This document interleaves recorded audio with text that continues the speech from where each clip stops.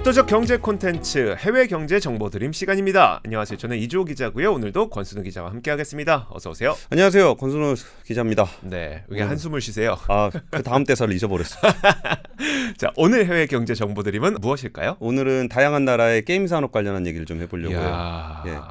2023년 네. 그 리그 오브 레전드 월드 챔피언십 이른바 롤드컵 결승전에서 한국 팀 T1이죠. 중국의 웨이보 팀을 3대 0으로 완파하고 우승을 거뒀습니다. 엄청나게 뜨겁더라고요.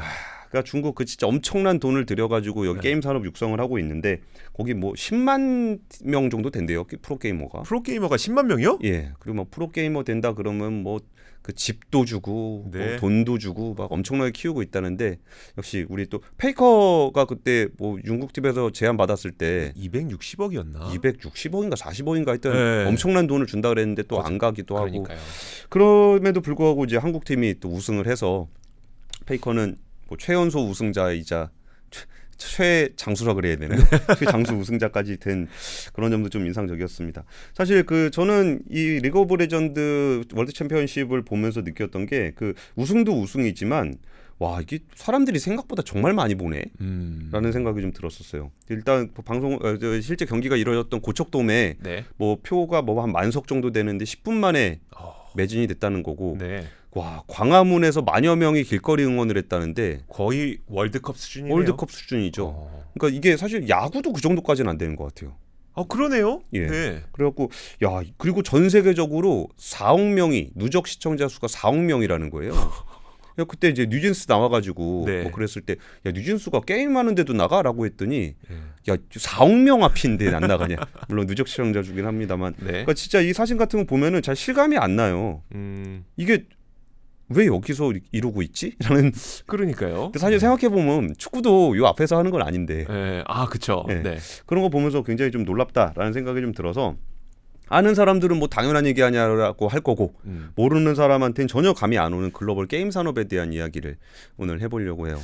일단 미국 게임 얘기를 좀 해보겠습니다. 그러니까 미국에서는 클라우드 게임 이 굉장히 인기예요. 클라우드 게임이라 그러면 잘 좀 감이 안 오실 텐데 예전에 우리가 영화를 볼 때 네. 다운로드를 받아서 봤잖아요. 그랬죠. 아니 그 전까지 가면 비디오, 비디오, CD. 그다음에 너무 갔습니까? 그거 말고. 그래요? 죄송합니다. 그 다운로드를 받아가지고 이제 하드디스크에 저장을 해서 봤잖아요. 네. 근데 그리고 예전에 그 음악을 들을 때도 이게 뭐 소리바다라든지 네. 뭐 이런 걸로 MP3 파일을 다운받아서 이렇게 봤었잖아요. 네. 그러다가 우리가 어느 순간에는 이제 동영상은 뭐 유튜브라든지 넷플릭스를 통해서 아니면 음악 같은 경우는 애플 뮤직이나 스포티파이, 뭐 멜론 이런 데서 이른바 스트리밍 서비스를 받아서 봅니다. 네. 근데 그게 가능해진 거는 과거에는 하드디스크도 굉장히 크고 뭐 했어야 되는 게 아니라 그 스트리밍 서비스라는 거는 그냥 뭐 하드디스크에 저장을 안 하니까 그 사양이 엄청나게 좋지 않아도 볼 수 있잖아요. 네. 근데 지금 이게 가능해진 건 결국은 통신 기술의 발전 때문이잖아요. 네. 통신이 워낙 빨라지고 한 4G 정도 되니까 우리가 뭐 스마트폰 성능이 엄청나게 뛰어나지 않아도 끊김없이 영상을 볼 수 있고 이걸 굳이 다운로드를 받을 필요가 없는 거잖아요. 네. 근데 그 콘텐츠가 점점 이제 클라우드화가 되는 거예요. 데이터 센터에서 모든 걸 다 처리하고 우리한테는 딱 보는 것만 보내주는 거죠. 근데 우리가 그 컴퓨터를 통해서 하고 있는 다양한 콘텐츠 중에 거의 유일하게 클라우드 스트리밍 서비스가 안 되는 분야가 바로 게임입니다.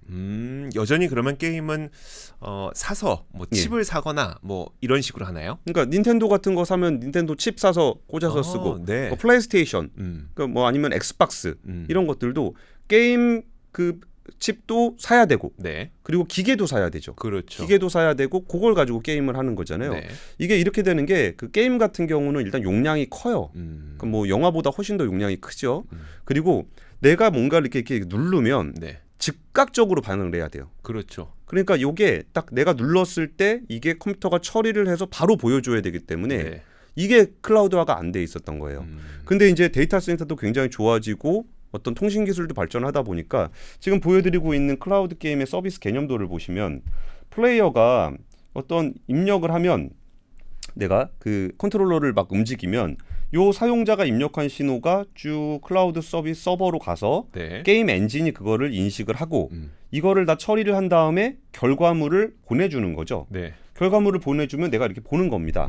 근데 이거는 게임은 내가 딱 움직였는데 바로 안 움직이면 아니 뭐 미사일 날라와서 피했는데 맞고 나서 피하면 안 되잖아요. 네. 근데 이것 때문에 어떤 그 기계가 좋은 기계가 있어야 되고 내가 이 기계 안에서 바로 할 수 있도록 게임 칩이 있어야 되는 거죠.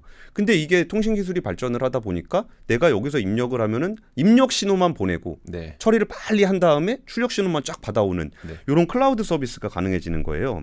그러면서 이게 전 세계적으로 관심을 많이 모으게 된 이유는 유튜브라든지 뭐 이렇게 애플 뮤직, 스포티파이 같은 게 사실 예전에 이게 스트리밍 서비스가 되지 전에는 그냥 개별적으로 앨범을 사서 보다가 네. 이게 일종의 플랫폼이 되면서 전 세계 동영상 시장, 전 세계 영화 시장을 그냥 다 빨아들이게 되는 거잖아요. 네. 그러면서 어마어마한 기업 가치를 갖게 됩니다. 그렇죠. 그러면 지금도 뭐 엑스박스 따로, 뭐 플레이스테이션 따로, PC 따로, 모바일 따로 뭐 이렇게 돼 있는데 네. 요거에 만약에 플랫폼이 된다면 그러게요. 그러면 이제 그 엄청난 플랫폼이 나올 수 있기 때문에 네. 꽤 많은 빅테크들이 이 시장에 뛰어들고 있는 거예요. 아, 그러면서 그 주요한 어떤 플레이어들을 보면은 뭐 마이크로소프트라든지 소니, 엔비디아, 아마존 이런 플레이어들이 있는데 일단 마이크로소프트 한번 생각을 해볼게요. 네. 마이크로소프트는 일단은 엑스박스라는 게임 콘솔을 가지고 있습니다. 네. 그리고 애저라는 데이터 센터를 가지고 있어요. 그렇죠. 그러면은 게임에 대한 노하우와 개발도 합니다. 네. 게임도 만듭니다. 그럼 여기와 요것도 있고 그 클라우드 서버도 있어요. 그러면은 빨리 엑스박스를 통해서 데이터를 보내. 네. 그리고 애저가 빨리 처리해. 그리고 빨리 보내. 음. 그럼 내가 여기서 게임 칩을 계속 바꿔 낄 필요가 없죠. 없죠. 그렇게 되는 거고. 어. 소니 같은 경우도 플레이스테이션이라는 그 단말기가 있기 때문에 요걸 통해서 할 수 있는 거고. 엔비디아가 좀 특이한데 네. 엔비디아는 그 GPU 가속기를 만드는 회사잖아요. 그래픽 카드. 음. 근데 예전에도 이게 그 엔비디아 같은 경우는 내가 이제 게임을 이렇게 할 때 이걸 빠르게 처리해 줄 수 있는 하드웨어적인 기능을 가지고 있는 네. 회사고요. 그리고 요거를 AI 서버라 그래가지고 요거를 전문으로 해주는 네. 그런 데이터 센터도 가지고 있어요. 그래가지고 마이크로소프트, 소니하고 엔비디아의 차이가 뭐냐면 마이크로소프트나 소니 같은 경우는 여기서 게임을 할 수 있는데 엔비디아 같은 경우는 게임을 사서 해요.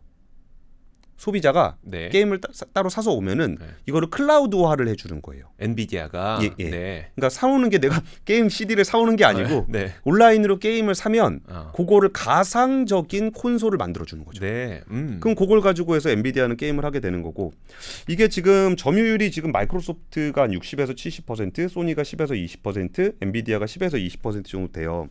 근데 요게 사실 이 전에는 그러니까 이 전년도 그러니까 2022년 기준이니까 2021년까지만 해도 안 그랬어요. 네. 근데 2022년으로 넘어가는 순간에 마이크로소프트가 여기다가 대규모 투자를 하면서 원래 마이크로소프트의 점유율이 거의 한 30%대 정도 됐거든요. 네. 그리고 나머지 소니나 엔비디아도 한 30% 정도 되고. 근데 요거를 마이크로소프트가 대규모 투자를 하면서 점유율을 쫙 올린 거예요. 그럼 여기서 주목해야 되는 점은 뭐냐면은 딱 요 타이밍에 왜 대규모 투자를 했는가? 아, 시점. 예. 예. 그러니까 이전에 그 통신의 문제가 좀 있었다고 말씀을 드렸잖아요. 네. 요때가 바로 5G가 나온 시점이에요. 아, 4G까지는 예. 동영상 보는 데는 문제 없는 속도였어. 그렇죠. 3G는 동영상 볼 때 끊기는. 아, 그쵸. 예. 그리고 4G가 되니까 동영상은 문제 없어. 예, 근데 4G도 내가 게임을 하자니 자꾸 미사일을 맞아. 예. 그러다가 5G가 되니까 이것도 가능해지네. 예. 아. 그래가지고 요 타이밍이 딱 왔을 때 근데 이제 여기서도 다들 고민을 하고 있는 거죠. 분명히 클라우드 게임의 시대는 올 건데 네. 이제 더 이상 비싼 단말기와 물리적인 존재가 있는 게임 패키지를 사서 쓰는 방식이 아니라 네. 온라인을 통해서 단말기는 정말 단초화되고 온라인을 통해서 그런 게임을 할 수 있는 그 시대가 분명히 오는데 네. 영화도 왔고 음악도 왔으니 게임도 올 건데 언제냐? 네. 근데 이거를 만약에 초기에 막 너무 많이 투자를 했는데 그 시대가 안 왔다. 네.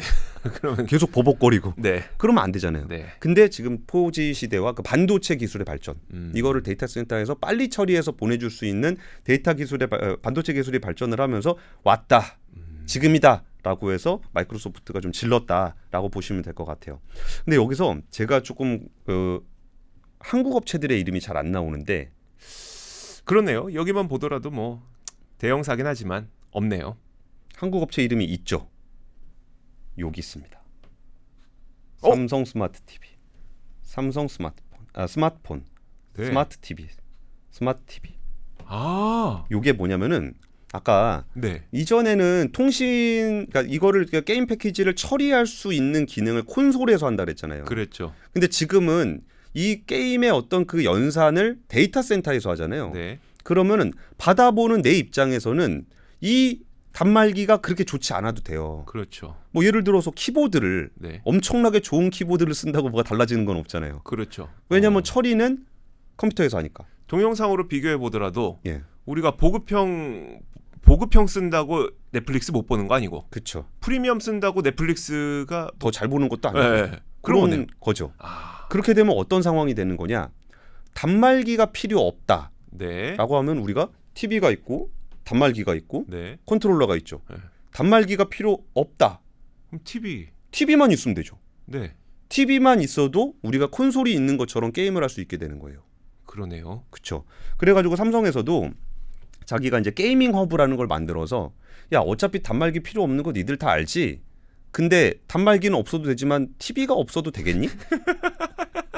TV 없으면 어떻게 게임해요? 그러니까 TV가 있어야 되잖아요. 네. 그러니까 TV로 다 모여라고 한 거예요. 아. 그래갖고 TV에서 스마트 허브를 만들어서 이 안에 엑스박스 들어가 있고 엔비디아 지포스도 들어가 있고 트위치, 유튜브, 스포티파이가 다 들어오게 되는 겁니다. 네. 왜냐하면 이 TV도 스마트 TV, 그러니까 데이터를 받긴 해야 되니까 스마트 TV일 필요는 있지만 그렇다고 해서 콘솔이라든지 PC 같이 고사양일 필요는 없는 거예요. 네. 왜냐면 나머지는 다 서버에서 서버에서 하는 거니까. 그러면서 삼성은 나로 모여라. 라고 하고 있는 거고. 근데 뭐 이렇게 엑스박스나 지포스 같은 경우도 이제 나도 내가 독자적으로 하고 싶은 생각은 드는데 네. 내가 TV는 없단 말이지. 그렇죠. 아. 그래가지고 요 TV로 모이는 그런 모습도 좀 나타나고 있는 겁니다. 근데 소니는 TV가 있잖아요. 어디나 있어야죠. 어디나. 예, 어느 집에나. 그렇죠. 집에 소니 TV 있나요? 없습니다. 답 나왔네. 예, 그게 전 세계에서 점유율 1위가 삼성전자잖아요. 네. 그러니까 이게 많이 보급돼 있는 것도 되게 중요한 거예요. 그러니까 우리가 스마트폰이 누구나 가지고 있기 때문에 넷플릭스도 장사를 할 수 있는 거잖아요. 네. 그것처럼 TV가 그러니까 멀리 점유율이 높아야 되기 때문에 여기서 엑스박스라든지 이런 데들이 들어오는 거예요. 그러니까 아까 보시면 소니는 안 들어와 있잖아요. 네. 그런 것들도 이제 자기 욕심이 좀 있는 거고. 그렇군요. 근데 여기서 고민은 될 거예요. 엑스박스라는 단말기를 포기할 것인가. 물론 여전히 굉장히 고사양 같은 경우는 여전히 콘솔이 필요하기 때문에 엑스박스를 포기하지 않지만 마이크로소프트의 입장에서 보더라도 일로 넘어갈 거다라는 거는 너무나 자명한 사실이기 때문에 지금 이 단말기에 집착을 해서 우리가 클라우드 서비스를 안 하겠다 이렇게 보기엔 좀 어려운 게 있고요. 그리고 또 이제 그 게임 비용의 또 상당 부분은 데이터 센터를 이용하는데 자기들 데이터 그렇죠. 센터잖아요. 네. 애저잖아요. 그래서 그런 게 또 좀 있어서 생각해 보면은 이제는 되게 고사양의 GPU가 필요한 PC라든지 아니면 고비용의 어떤 콘솔이라든지 이런 거 없이 굉장히 좀 저렴하게 게임을 할 수 있는 그런 상황이 돼서요. 사실 게임 소프트웨어를 사는데 보통 7, 8만 원은 줘야 되거든요. 맞아요. 게임 하나 사는데. 네. 근데 여기는 그냥 월 구독료로 한 2, 3만 원 내면 되게 다양한 게임을 즐길 수 있기 때문에 이 시장이 굉장히 커지고 있는 거예요. 그러니까 시장 규모가 지금 12억 3천만 달러 정도 되는 게 2027년에는 51억 3천만 달러까지 한 4배 정도 늘어날 거다라고 하고 있고요. 사실 이제 한국 기업들은 이렇게 좀 게임 쪽에서 두각을 드러내고 있는 업체는 없는데 우리가 뭐 아까 얘기했던 그 스마트 TV 시장에서 우리가 강점이 있고 여기에 또 그 디스플레이도 사실은 우리나라가 최고죠. 우리나라가 잘하죠. 네. 그리고 사실 데이터 센터라는 건 네. 데이터를 저장하는 센터잖아요. 그렇죠. 그러면 메모리 반도체 중요하죠. 이런 측면에서도 네. 좀 수혜가 예상된다라는 게 이제 코트라가 이걸 분석을 하고 있습니다. 네. 다음은 일본으로 한번 넘어가 보겠습니다. 일본 가보시죠. 예. 야, 일본도 게임에 IP도 많고 강국 아닙니까? 일본은 정말 게임 강국이죠. 네. 근데 약간 그 일본 같은 경우는 조금 올드한 느낌이 그렇긴 좀 해요. 있기는 해요. 네. 근데 여기서는 그 일본 쪽에서는 어떤 식의 흐름들이 나타나고 있냐면 일단 두 개로 연계돼서 이게 약간 양극화가 이루어지고 있는데 한쪽에서는 진짜 대작 게임을 만드는 거예요. 네. 진짜 큰 규모의 게임을 만들어서 예를 들어서 뭐 지금은 그렇게까지는 안 돼 있지만 클라우드화가 되면은 이거를 이렇게 하나하나 판매할 유통망이라는 게 필요하지 않잖아요. 네. 그럼 어디나 이렇게 팔 수 있게 되는 거고. 그러면 진짜 큰 돈을 들여서 대작 게임을 만드는데 그러니까 블리자드가 콜 오브 듀티를 이렇게 배급을 할 때 정말 이렇게 어마어마한 돈이 들어가서 만들어진 게임을 배급을 한 거잖아요. 그러다 보니까 이거를 이렇게 큰 예산을 들여서 정말 하나의 단말기에만 넣을 거냐라는 네. 고민이 되는 거죠. 여기서 쓰는 전략은 저런 게 있습니다. 그러니까 이게 하나 만들었을 때 예를 들어 닌텐도가 네. 닌텐도 게임을 만들었어요. 그러면 닌텐도 단말기에 썼을 거 아니에요. 네. 그럼 여기선 시너지가 있죠. 음. 그러니까 닌텐도 게임을 하기 위해서 닌텐도 게임 기기를 사는 시너지. 아, 그렇죠. 그런 게 있죠. 네. 근데 콘텐츠에 집중을 해서 대작 게임을 만들었어요. 네. 그러면 닌텐도에만 팔 것인가? 그러면 돈이 아깝죠. 그렇죠. 네. 그러니까 여기서 닌텐도든 플레이스테이션이든 다양한 기기에서 게임을 할 수 있도록 하는 트렌드가 나타나고 있어요. 그러니까 예를 들어서 지금 소닉 프론티어 같은 경우는 여기 보면은 닌텐도 스위치에서도 되고 네. 플레이스테이션에도 되고 엑스박스에서도 됩니다. 이런 식으로 게임 기기를 넘나들면서 할 수 있도록 게임이 네. 출간이 되는 그런 트렌드가 있고요. 또 하나는 그 뭐 포켓몬 스칼렛, 포켓몬 바이올렛 같은 경우는 네. 이것도 저희 집에서도 애들 엄청 많이 하거든요. 네. 근데 이거의 특징은 뭐냐면 전 세계 동시 발매를 타겟으로 해요. 그러니까 네. 그러려면은 언어를 다 맞춰줘야 됩니다. 그러게요. 해외에 따라서. 그래서 이제 포켓몬 같은 경우는 이번 모델은 9개 언어로 만들어졌어요. 네. 그래가지고 이런 측면들로 하는 게 또 있습니다. 그리고 반대로 요즘은 언리얼이라든지 유니티라든지 게임 엔진들이 굉장히 좀 잘 만들어져 있어요. 네. 그래서 누구나 다 게임을 만들 수 있는 누구나라는 게 뭐 저는 아닙니다만 이 게임에 관심 있는 사람들은 좀 만들 수 있고 이게 그 아까 게임 패키지 같은 경우에는 네. 이 게임 패키지를 팔 수 있는 오프라인 유통망이 필요해요. 그렇죠. 근데 요게 이제 게임이 대작 같은 경우는 아니더라도 좀 작은 게임 같은 경우에는 온라인으로 바로 아니 모바일로 그냥 쏠 수 있잖아요. 네. 그러면 앱스토어라든지 플레이어 스토어를 통해서 전 세계에 팔 수 있기 때문에 굉장히 개성 있고 캐주얼한 게임들이 만들어지고 있는 겁니다. 이건 전 세계 게임 트렌드를 말하는 건가요? 아니면 일본이 이렇다는 건가요? 그러니까 지금 코트라에서 설명해 주시고 있는 얘기는 일본에서 나타나고 있는 트렌드를 말해주고 있는데 네. 이거는 사실 전 세계를 타겟으로 하고 있는 것이기 때문에 꼭 일본만의 문제는 아니라고 볼 수 있어요. 그러다 보니까 그 도쿄 게임 쇼가 전 세계적으로 굉장히 큰 게임 컨퍼런스거든요. 네. 여기에 인디 게임 수가 2019년에 332개였다가 참가한 기업 수가 2022년에는 583개로 증가를 했어요. 근데 이 중에서 이거 만드는 데는 엄청난 돈이 들어가는 건 아니지만 네. 한번 대박이 나면 대박 나는 겁니다. 그렇죠. 네. 근데 대신 이제 워낙 많은 게임들이 들어 있으니까 경쟁은 치열하겠죠. 근데 그 중에 대박 난 게임 중에는 마인크래프트. 아, 그게 요런 인디 게임류에서 대박이 난 거고요. 네. 어몽어스. 그 어몽어스가 요즘에는 좀 짜게 식었지만 네. 한때는 정말 굿즈까지 해서 정말 장난 아니었잖아요. 어마어마했죠. 그러니까 이런 게 정말 스테디하게 잘 되는 게임이 아니어도 괜찮은 거예요. 왜냐하면 적은 투자를 통해서 만들어졌기 때문에 인디 게임류가 시장을 확 넓혀가서 이게 정말 갑자기 대박이 난다. 이러면 이게 또 게임 산업에서는 꽤 괜찮은 비즈니스 모델이 되겠다라고 하고 있는 겁니다.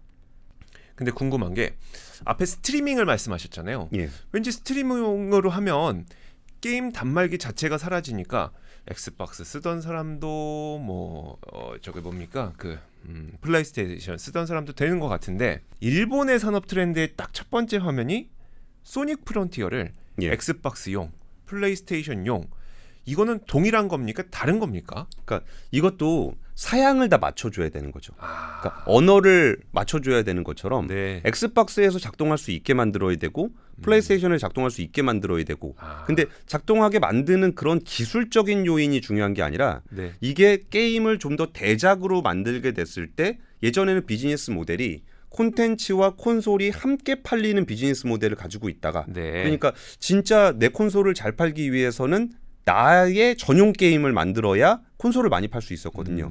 근데 게임 전략이 이제는 콘텐츠에 더 많은 투자를 하게 되고 왜냐면 클라우드화가 되는 게 보이니까 네. 그러면서 단말기에 상관없이 판매되는 시장을 넓히는 전략으로 가고 있다라는 거죠. 그리고 이제 게임 산업에서 좀 되게 다양한 시도들이 또 이루어지고 있는데 사실 요거는 저는 되게 동의하진 않는데 네. 일본 게임 산업에서는 꽤 나타나고 있는 트렌드라고 해요. 그 IP가 많잖아요, 일본에. 많죠. 슈퍼 마리오, 피카츄 예, 많죠. 굉장히 많죠. 네. 근데 그 중에서 또 이제 그 건담이라 그러면은 이거 진짜 전 세계적으로 마니아들이 있잖아요. 네. 그럼 이게 게임 산업에서 좀 범위를 넓혀서 여기도 메타버스로 가는 겁니다. 그래가지고 지금 건담에서 메타버스를 하나 만들었는데 네. 그 반다이 남코에서 메타버스 개발에 1,500억을 투자를 하겠다는 거예요.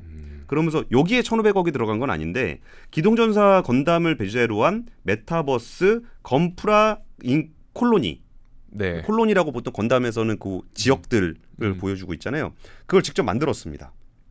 그래가지고 10월 달에 한시적으로 공개를 했다가 뭐 지금은 좀 들어가 보니까 안 되더라고요. 네. 근데 이제 메타버스 안에서 게임도 하고 여기서 소통도 하고 이런 작품들도 보고 이런 그 어떤 장난감들도 조립하는 법도 배우고 네. 뭐 이런 식으로 할 수 있는 공간을 만든 거예요. 근데 이거는 사실 그 게임 산업들 쪽에서는 게임사들이 이런 거에 대한 시도는 조금씩 하고 있는 것 같아요. 근데 저는 그냥 썩 이렇게 막 와닿지는 않더라고요. 네. 뭐 메타버스 가서 할 일도 별로 없고 약간 이런 느낌이 좀 드는데 그리고 저걸로 돈을 어떻게 벌지? 그러게요. 라는 생각도 좀 들고요. 그래서 가와구치 마사루 만다이 남코 사장 같은 경우는 메타버스로 이익을 내기보다는 팬과의 연결 수단으로 자리 잡고 다 한다라는 얘기를 좀 하고 있어요. 근데 아까 보시면은 그 메타버스 퀄리티가 꽤 괜찮아요. 그러니까요. 예. 네. 그래서 그 우리나라에서 메타버스 하면은 들어갔을 때 조금 뭔가 좀 약한 느낌이 좀 있었는데 물론 돈은 안 되고 어떻게 BM을 만들지는 모르겠습니다만 그 일본 사람들이 또 한번 시작하면 네. 저거 왜 하지 하는데 그리고 엄청난 돈이 들었는데 해요. 되게 꼼꼼하고 되게 열심히 하잖아요. 네. 그래서 그런 측면들이 있어서 그 일본이 만드는 게임을 기반으로 한 메타버스가 어떤 모습일까라는 것도 좀 인상적이고요. 그리고 일본 같은 경우는 전통적으로 그 게임과 애니메이션과 영화 이런 것들의 이제 융복합을 많이 하잖아요. 네. 그래서 지금 같이 보시면은 이거는 꼭 일본 사례는 아닙니다만 라스트 오브 어스 같은 경우는 게임으로 만들어졌다 드라마로 좀 만들어졌었고 텍트 오브 어스 같은 경우는 애니메이션으로 시작했다 게임으로 가는 이런 흐름들이 일본이 가지고 있는 그런 IP를 기반으로 한 좀 그 다양한 콘텐츠로서의 전환들도 네. 좀 활발하게 이루어지고 있습니다. 알겠습니다. 와, 일본 게임 산업까지 봤는데 사실 뭐 그 저는 가장 궁금한 건 중국은 어떻습니까? 중국 게임 산업은 사실은 굉장히 빠르게 성장을 하다가 중국 정부가 규제를 강력하게 하면서 좀 위축이 됐습니다. 올해 상반기 게임 산업의 매출은 1,442억 6,300만 위안으로 전년 대비 2.39% 감소했어요. 근데 게임 이용자 수는 소폭 증가하긴 했는데 여기에 그 성장률, 증가율을 같이 보시면 네. 여기서 가파르게 올라가다가 확 꺾이는 모습을 보이죠. 네. 이게 게임 시장의 규모입니다. 이것도 게임 이용자 수도 쭉 올라가다가 가파르게 내려가는 모습을 좀 보이고 있어요. 이게 다들 아시다시피 중국 정부가 게임을 마약이라고 좀 비유를 하면서 그 미성년자의 온라인 게임 시간을 주당 3시간으로 제한을 해서 금요일부터 일요일 오후 8시부터 9시까지 하루에 1시간 정도만 게임을 할 수 있게 했고 또 하나는 게임 사업을 할 수 있도록 하는 인허가를 받아야 되는데 이른바 네. 파노라고 네. 부르잖아요. 파노 발급을 2021년 7월 이후에 사실상 금지를 했었습니다. 그러다 보니까 뭐 새로운 게임이 안 나오니까 게임 산업이 뭐 잘 될 리가 없죠. 그래서 거의 한 1년 만에 한 14,000개 정도의 게임 업체가 폐업하는 일까지 좀 벌어졌었어요. 근데 올해 들어서 외자 파노 외국계 게임에 대한 파노를 열어서 3월 달에 27종, 4월에 8종의 게임 허가가 나왔고요. 그중에는 대표적으로 한국에서 인기가 많았던 게임 스마일 게이트의 그 로스트 아크 같은 경우도 있었어요. 네. 그래서 7월에 딱 중국에 출시됐는데 사전 서비스 할 때 1시간 만에 서버 꽉 찼습니다. 2년을 기다렸잖아요. 중국 분들이 2년 동안 게임 못 하고 기다렸잖아요. 예, 그리고 실시간 방송 할 때도 거의 한 2천만 명이 모여서 2천만 봤다는데 명이요? 예, 저희 방송도 한 2천만 명 좀 나왔으면 그쵸. 좋겠습니다. 네. 이제 코트라 같은 경우는 이제 또 해외 시장 진출을 하려면 좀 어떻게 해야 되는지에 대한 조언도 많이 하고 있는데요. 그래서 중국에서 게임 허가를 받으려면 일단 선열이라든지 시체가 나오면 안 되고 종교라든지 미신도 안 됩니다. 그리고 정치적 표현도 굉장히 까다롭고요. 그래서 이제 여기 중국으로 가려면 일단 캐릭터 이름도 한자로 좀 전환을 해야 되는 것도 있고 로스트아크 같은 경우에는 몬스터 외형이라든지 캐릭터들의 외형도 좀 바꿨어요. 그래가지고 좀 같이 보시면 이걸 제가 너무 작게 갖고 왔나요? 크게 갖고 와야 딱 드러날 건데 네. 첫 번째부터 보실게요. 네.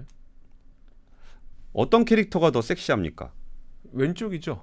그렇습니다. 왼쪽은 원래고 네. 오른쪽은 보수적으로 단정하게 네. 해서 그 중국으로 갈 때는 캐릭터를 바꿨습니다. 저렇게 해야 되는군요. 예, 마지막 것도 보시면은 여기다 밑줄 치면 안 되겠죠? 요 가운데 부분 네네. 이 강조되어 있는 왼쪽과 네. 단정하게 여미고 있는 오른쪽. 그렇게 바꿨군요. 네, 이렇게 바꿨습니다. 아, 그리고 중국에 진출하려면은 문화부라든지 국무원의 허가증을 받아야 되는데 해외 업체가 단독으로 받는 거는 거의 불가능해요. 그래서 중국에 있는 퍼블리셔들을 좀 잡아야 되는 게 있고 사실 중국은 참 계륵 같은 시장입니다. 네. 이게 참 정말 그 글로벌 PC나 모바일 게임 시장에서 중국이 차지하는 비중이 한 30% 정도 되거든요. 33%. 그럼 3분의 1 정도 되니까 탐나는 시장이긴 한데 준비해야 될 때 할 것도 되게 많고 또 정부 정책에 따라 한순간에 날아갈 수 있다는 위험도 굉장히 큽니다. 그래서 중국 게임 시장이라는 거는 항상 게임 산업에 있어서는 분명히 저 시장 먹으면 좀 크게 돈 벌 수 있을 것 같은데 들어가기는 굉장히 까다롭다. 이런 특성을 좀 얘기를 하고 있고요. 사실 예전에 중국의 게임 산업은 우리나라 거 베껴가지고 좀 사람 열받게도 많이 하고 네. 그 다음에는 지금 그 다음에 우리 거를 이제 안 베끼더라도 뭐 원신 같은 경우는 우리나라 거 베낀 것도 아닌데 굉장히 고품질의 게임을 만들어냈잖아요. 네. 그래서 그런 대단한 게임을 만들어서 좀 열받게도 하고 그래놓고서 갑자기 자기 발목을 자기가 잡아서 위축을 시키기도 하고 네. 그런 상황에서 다시 게임 시장이 개방이 되고 있는 그런 상황에서의 진출을 한번 잘 눈여겨볼 필요가 있다라는 부분이 중국 게임 산업에 대한 이야기입니다. 중국에서는 어떤 게임이 인기가 많아요?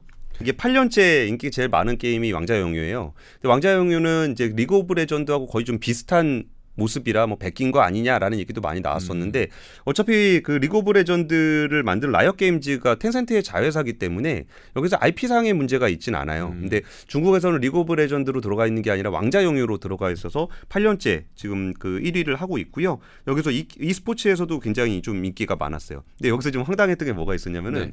항저우 아시안 게임에서 네. 그럼 처음으로 이게 e스포츠가 좀 정식 종목으로 채택이 됐어요. 네. 그럼 여러 종목이 있을 거 아닙니까? 게임 종목 말씀하시는 예, 건가요? 게임 종목. 네네. 뭐 우리가 뭐 수영을 해도 뭐 50m도 있고 100m도 있고 뭐 그런 그렇죠. 것처럼 네. e스포츠에서도 이게 게임 종목이 있잖아요. 네. 그럼 리그 오브 레전드도 있고 뭐 이게 있어야 될 거 아니에요. 그러면은 이렇게 다른 나라 사람들도 와서 참가를 하면 네. 우리가 그 정식 종목이라고 하면은 누구나 다 하는 게임을 해야 되잖아요. 그렇죠. 그럼 리그 오브 레전드를 해야지. 해야죠. 근데 왕자영유를 했어요. 아 그래요? 그럼 중국 선수들이야 맨날 왕자영유 하니까 네. 여기서 그래서 결국은 이제 그 첫 정식 종목 채택 금메달은 중국이 땄습니다. 아주 황당하네요, 진짜. 예, 한국 같은 경우는 왕자영유를 하는 선수가 없으니까 네. 게임 서비스도 안 돼요. 네. 그래가지고 대표팀을 좀 구성하지 않았고요. 그리고 몽상국2 같은 경우도 우리나라에서는 안 되는 게임이거든요. 네. 이런 거를 또 정식 종목으로 채택을 해서 좀 이렇게 욕을 먹기도 했던 그런 사례도 있고. 근데 사실 e스포츠를 전 세계적으로 좀 유치를 하려면 전 세계적으로 하는 걸 해야죠. 걸 해야죠. 그리고 이제 글로벌하게 통용되는 리그 오브 레전드에서는 뭐 다들 아시다시피 우리나라가 1위를 했습니다. 네. 그리고 중국 게임 중에서는 뭐 제오인격이라든지 나라카 브레이드 포인트, 아레나 브레이크아웃 같은 그 e스포츠 게임들이 좀 인기를 끌고 있다고 합니다. 그리고 e스포츠의 게임 생태계를 보면은 그러니까 우리가 야구다. 그러면 야구 티켓만 가지고 야구 산업을 얘기하고 있지는 않잖아요. 네. 예를 들어서 야구 선수를 육성하는 것도 산업이고 뭐 야구 리그를 운영하는 것도 그러니까 우리나라 같은 경우는 리그가 이제 하나밖에 없으니까 네. 프로리그가 하나밖에 없으니까 그런데 그 프로리그가 여러 개가 있으면 또 그 리그 자체도 다 이제 어떤 산업이 되는 그렇죠. 거고요. 뭐 그러니까 사실 UFC도 있고 뭐 PLC도 있고 다른 리그들이 있는 것처럼 그런 네. 것도 산업이 되고요. 또 요거를 중계해 주는 그런 채널들 이런 것들도 e스포츠의 어떤 산업의 범위로 봐서 한 중국의 e스포츠 시장 규모는 한 28조 5천억 정도 그러니까 규모가 굉장히 큽니다. 네. 그리고 이제 거기서 좀 주요하게 있는 주요 기업들을 보면은 텐센트 같은 경우는 게임 개발도 하고 요게 그 아너 오브 킹즈 요게 리그 오브 레전드입니다. 네. 그러니까 중국판 리그 오브 레전드 게임 개발도 하고 퍼블리싱도 하고 게임 중계도 하고 뭐 이런 것들 다 하는 데가 텐센트고요.